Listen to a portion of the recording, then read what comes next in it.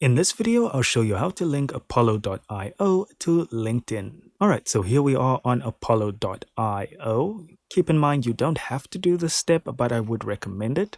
And here's the website. So once you're on the home page, what you want to do is, if you have a business email, you can sign up with your business email.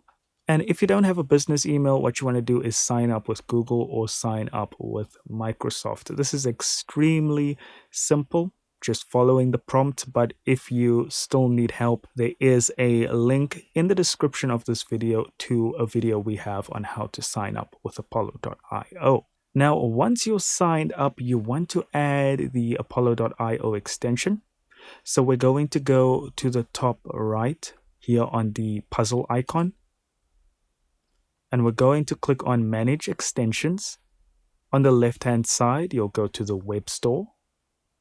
And here you'll just search for Apollo.io. And you'll click on Add to Brave, Add to Chrome, Add to Edge, Add Extension. And then what you want to do is you'll be brought to the screen and you want to just click on Try it on LinkedIn. Again, not something you have to do, because if you go to LinkedIn, you'll immediately have this little Apollo icon on the right-hand side, and you can just click on it to make this sidebar pop up.